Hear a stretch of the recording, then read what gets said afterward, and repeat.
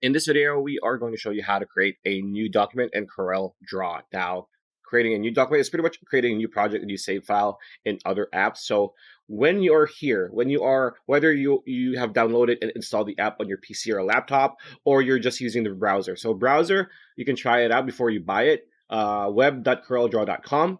They have a 2-week free trial. So once you've created your account and once you have logged in, this is what you're going to see, right? So it says here start a document. Now you have your main default here. You have your letter 8.5 by 11 inches A4.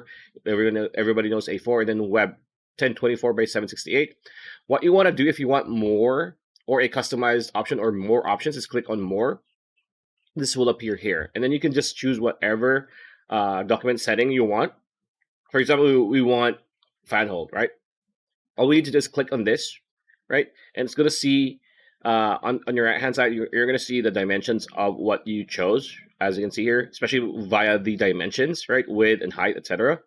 So you can see it here. Now, if you want to open a fan hole, which is 11 inch by 14.88 inch document, click this, and as you can see, if it's highlighted already, all you need to do is click on OK, and it's going to open this type of document, right? And then now you can just start creating. That is how you create a new document in CorelDRAW. It's very simple. Pretty much it. That's a video. Hope you like it. Like, comment, share, subscribing. That bell icon will see you on the next video.